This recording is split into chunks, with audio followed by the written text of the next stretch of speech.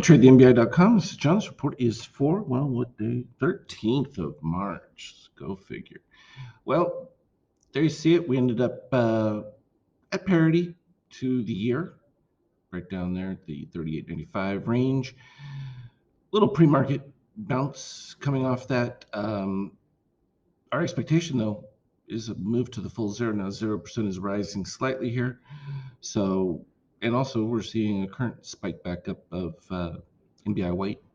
So that should put some additional pressure on there. We've got short-term buyers popping up a little bit, so maybe that will help stem the selling. Of course, you've got some of these other factors taking place, Silicon Valley Bank and that. None of this is surprising, and I think that that's a broader issue for banking sector. I mean, particularly here in Europe, where they've all been encouraged to buy these ECB bonds in the U.S. Treasuries, and it's like you were buying them all and getting lovely 2% rates. And the fact that they didn't sell some of these assets immediately at the discount when rates started to go up was their own fault.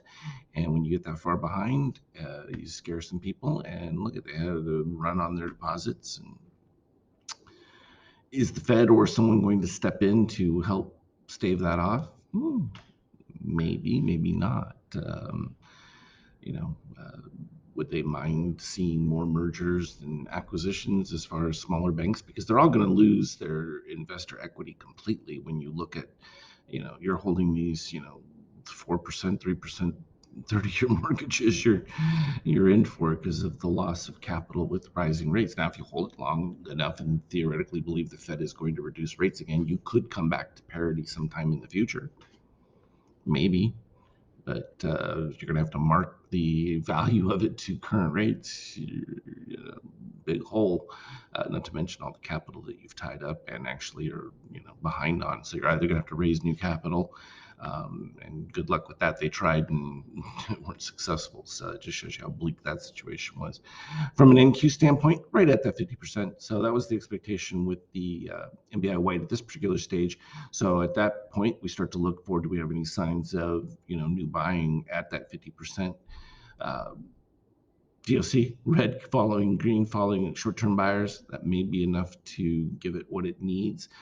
But NBI readings still have magenta fading, and you don't see the same spike up of the NBI white at this particular stage. So we'll follow that along, but it's going to be tough for them. There's just a lot more negatives and headwinds than there are positives at this particular stage. And of course, this caused everybody to jump into their treasuries under the selling, and that lowered the yield, which that's just insane because rates aren't going down anytime soon. So talk about completely mispriced, and that's just about the demand. People scrambling to get into the safety at any price.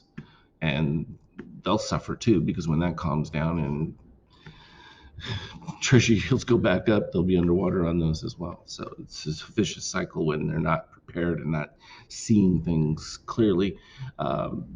Zero impact on commodities, oil from that standpoint. Absolutely no change there. And as expected, gold, yes, we knew that this was going to turn around, and did what it should. Came back down to the zero on the NBI white, and Magento spiked up here mid-range, and then it's taken off from there. And as I talked about, well, gosh, right back here, I said, well, we'll come up and we're going to have to retrace down towards that low, but it's the second histogram here that would be higher. That would be the buy setup. You're welcome. Happy to share that with you. That was a pretty easy one. Euro taking a spike up, which doesn't make a whole lot of sense because any weakness in the dollar from that standpoint, the Eurozone is far worse off. Their banks are completely illiquid under the same situation because, like I said, they were encouraged to buy all these, special vehicles and, treasury notes from the ECB, completely worthless at this particular stage, or at least have lost a huge amount of their principal value given the rate rises, which is why the EU has been very reluctant and slow in raising their rates, and they're far behind where the US is from that standpoint. Good news for Bitcoin because, again, anytime people are starting to question fiat currencies, it's a typical emergency vehicles coming by. I don't know if you can hear that, but anyway, likely scenario for Bitcoin in that. Also putting in a nice orange dip there, just straight down, steel crossing above both cyan and the orange, and turning that around. Um, Not too surprising. I mean, even the sell-off was a little premature, and I think it was mostly just those pulling out some degree of equity.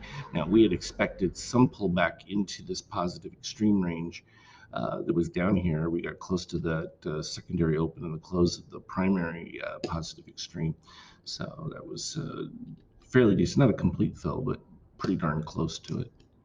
And from an ETH standpoint, doing exactly the same thing. ETH faring just a little bit better than that previous, but still not a great MBI reading from there. So any spike up of the orange, if MBI white is still leading, I think is going to be problematic. And it gets back to that same dip here of the shakeout histogram.